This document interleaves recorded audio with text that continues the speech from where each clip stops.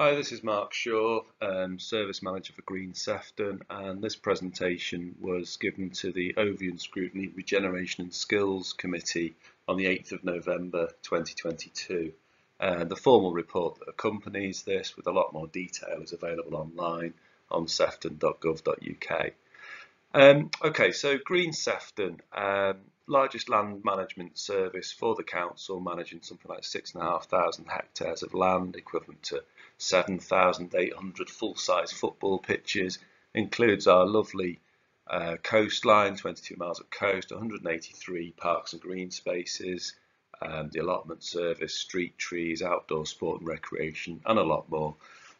Basically, largely anything green and growing that isn't on the highway. So we've been going since 2018 now. We've been doing annual updates and reviews to the committee and sharing this with partners, and hopefully you'll find this of interest. So what we do, we run through what we've achieved over the last year and then a look ahead to what we're going to be doing in the next year. So first and foremost, we've continued to work in partnership with our communities. We have a very extensive volunteer network that we deal with, more than 40 groups contributing more than 44,000 hours over the last year to helping us manage these lovely landscapes and places that we look after. We've also worked in partnership with a lot of other key partners and stakeholders, so the emergency services, other landowners, statutory agencies, government bodies, etc., etc. So we always sort of acknowledge that at the start of these. One key thing we've done this year is update our volunteer handbook, which has been published to help guide the way in which we work with volunteers. So they're very clear on what they can expect from us, but also what we can expect from them in the way that they deal with us and they deal with each other and so on, to help guide and structure us all and bring it all back to the sites that we're trying to manage and look after. Over the last year, we've continued to be very open in the way that we work. We share our workload management in these reports. We've shared our service vision and our service plan of how we're trying to get there. These annual reviews are part of that, and all that's available online. One of the success stories from this year was the delivery and the opening of Bootle Golf Course Driving Range, which opened in February 2022. This was our business case approach, where the income that's going to be generated from the driving range has actually helped pay for the loan, or has fully funded the loan to construct the thing in the first place. And so far, I'm pleased to report, sort of 8-9 months on, it's actually matching or in some ways exceeding the business case we'd originally relied on. And obviously, it's not just about income; it is about drawing new players into the game, whether they're young or old. And that's all part of it, which we're continuing to develop. We'll be looking to advertise for a professional golf pro early in the new year, looking at sponsorship and so on. And so it's to continue to develop it as a facility. We've delivered the Coast Visitor Action Plan in 2022 again. This has now got permanent funding that was agreed by full council in March. So we'll moving forward, we'll continue to provide the additional bins and cleansing, the other facilities that we've been providing more recently, including supporting volunteers, additional staffing on the ground, toilet provision and so on. And we do now have a coast-focused community ranger that started with us. So we've got that extra capacity to help support our existing volunteer groups and help sort of develop the communications, the relationships with visitors and residents on our coastline. Of course, we do work inland as well. We help coordinate the In Bloom campaigns each year. Largely these days it's led by volunteers in their local communities, but we help pull these together for the three main sort of town entries, which are in Bootle, up in Crosby, and then in Southport. And Southport did actually win Northwest in Bloom this year, which we're delighted to see with a gold award. And in total, in Sefton, we did receive 33 awards at the In Bloom ceremony this year. Like I say, a lot of those were from our wonderful neighbourhood volunteers. We adopted the Coast and Visitor Areas PSPO this year. That's all part and parcel of trying to sort of manage visitor behaviour and encourage appropriate behaviour. By far, most people do act respectfully when they arrive on our coastline, but this sort of gives us a bit of teeth if people are acting inappropriately. There's the threat there of potentially a fixed penalty notice, We don't really want to issue those. We want people to treat our landscapes with respect, but it gives us that ability if it goes down that line. And it does cover the whole coastline, whether that land is owned by and managed by the council or other partners. So we are in discussion with those partners about the enforcement and the approach. So we ensure we have a one coast approach. So whether the lands are managed by ourselves, whether it's RSPB, National Trust, Lancashire Wildlife Trust, Natural England, these other big partners that own swathes of land, so that we're making sure we have a one, like I say, a one coast approach, so that we don't effectively inadvertently flush activities from one area to somebody else's if we didn't get it right.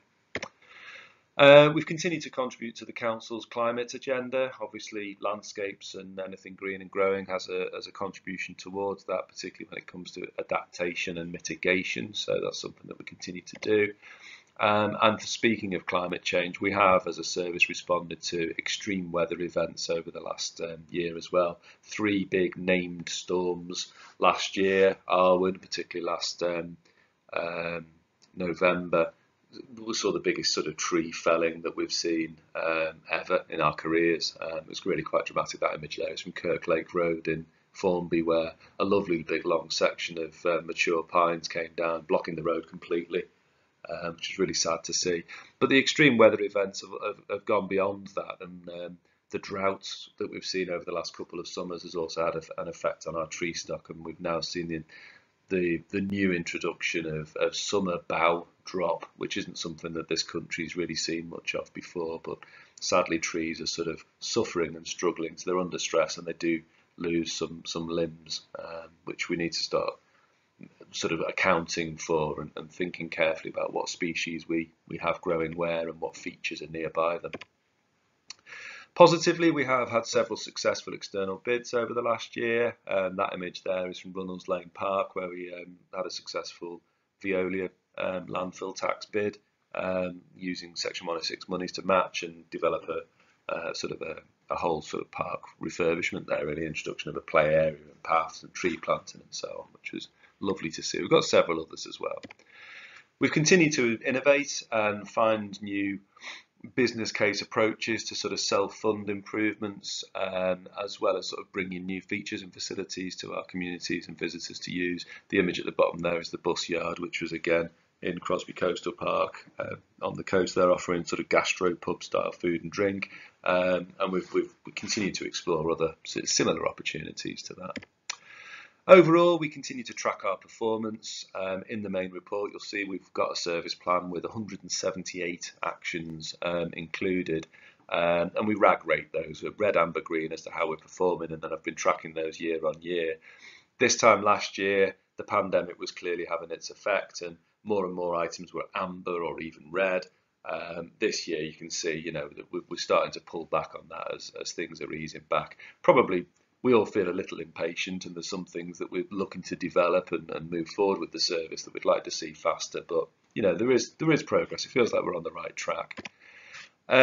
Overall, though, in terms of measuring our performance, as it were, or the service that we're delivering, we have seen an ongoing sort of increase, as it were, of complaints, of formal complaints, where people are dissatisfied with the level of service that we're able to provide within the resources that we have available to us. Circa 300 complaints received in the last year, more than one per day in the month of July when we had our peak. And few of these are as, you know, a simple thing to respond. They often need research and coordination, and you know, few of them are simple to resolve. So that in itself takes up a lot of staff time to sort of react to, and then of course draws us away from actually moving forward with the level of service that we're trying to provide. So something we've started working on is defining our service standards a bit clearer. We've drafted something which we've shared with Cabinet member. You know, we'll publish that over this next year or so, looking at, you know, with the resources we have available, what is the level of service on the ground that we can provide, so people's expectations can hopefully start marrying a bit more with you know, where we're at. So that's a quick skim over from the last year. In terms of the next year, we're developing and exploring new funding bids. We've had formal approval to explore quite a large scheme up at Botanic Gardens in Southport to look for a lottery bid there.